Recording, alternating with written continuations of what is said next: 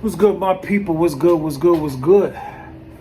Now, I'm in the transportation business. No, sometimes I can move packages. Sometimes I can move people. Right now, I'm in a space where I'm moving people and people with packages. But I move people, right? And like I said, in my line of work, I've always, always had a level of customer service. I've always, and besides moving people around, I was always been in a position to people watch. And what not necessarily worries me, but what should worry women, I believe, is when they say, well, the thing that worries me is when they say they don't need a man, right?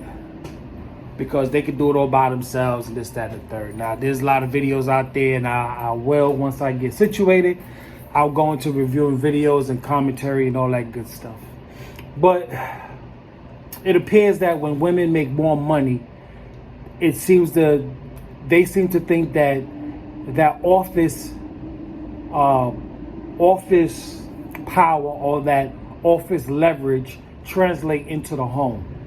And the women seem to think that the promotion that they get at their job equals the promotion, shit equals promotion in the house, right? And a lot of women have made the mistake of, when that happens, when they elevate in their careers, that means that they can now ditch the husband because the husband is holding them back on some level. Anytime when a woman might make more money than her counterpart, they think it relates to, I'm better than he. And they tend to force a situation where it parts ways. The other thing is, the whole grass is greener on the other side, and they find out that it's not. But I say all that to say, when you get older, it should be scary and concerning that how are you going to do it by yourself? Even having a husband by you or a partner by you where he's your first responder. Something goes on in the house. He's there. Who knows who health goes first? A lot of times men tend to transition sooner because they work twice as hard. So life seems to bypass them a lot sooner. They don't seem to have as much time here on the earth. But the way I see it, if men and women, a couple, work together to help balance out the work or balance out the times, they both can have longevity. I think I don't think most of us are here to be solitary creatures. But I say all that to say, I get to watch elder women struggle, not having a companion, because children aren't meant to be permanent. They are here to come and go. You know what I'm saying? The children are here to come and go. They're not here to babysit us. And now there might come a time where they're going to have to babysit us, but for the most part, they're not here to babysit us. You know what I mean? They're gonna go raise their own families and perhaps barely turn around and look back. So you're gonna be left up to your own devices and your own resources and your own capabilities to get through life. And I sit here and I watch these older women struggle. You might be in a group of older women, but every one of you will have your own path and your own space, and just won't have the strength or capacity or companionship to help you through these times. I watch super wealthy people, their children ditch them, and they're there just by themselves. The husband and wife living to be 100, 102, just living a real full life without their kids. But it's tough for me to watch these women, especially Right now it's 1:30, 1:35, 1:36 in the morning. And for whatever reason, I see these senior women with their shopping carts 10 o'clock, 11 o'clock at night, going to do whatever the hell it is that they're going to do. And it really bugs me out to see that. And, you know, I just think like all these women in the time that we're in right now, and I don't need no man, and they racking up their body count, that somehow they think these times will last.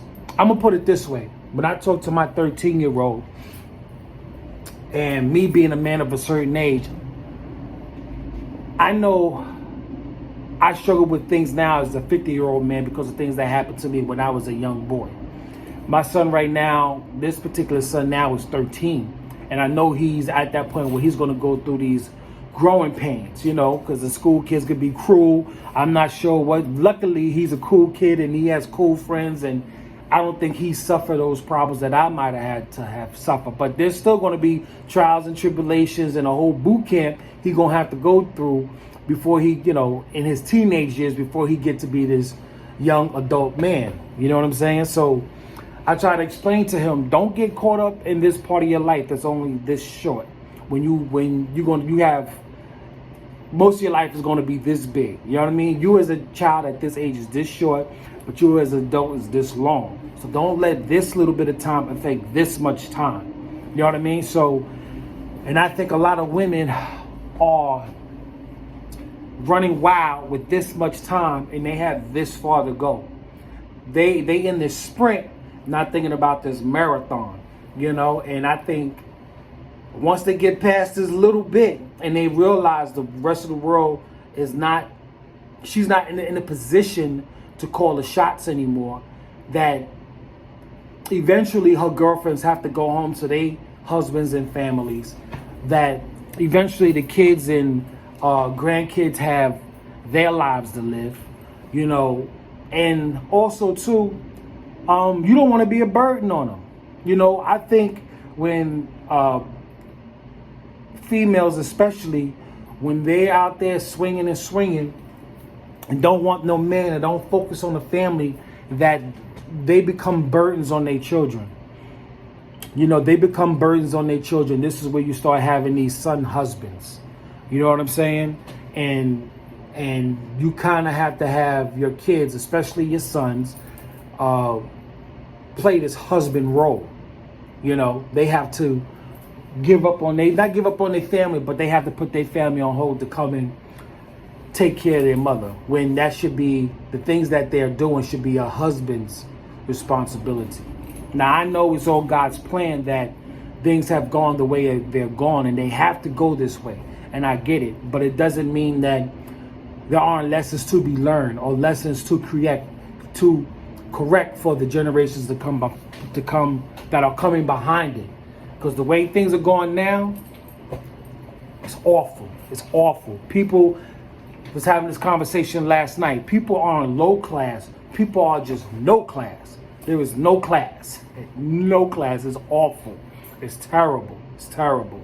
You know what I'm saying? So, and the way we're going, it doesn't look like things are going to be able to turn around for a while. But like I say all that to say,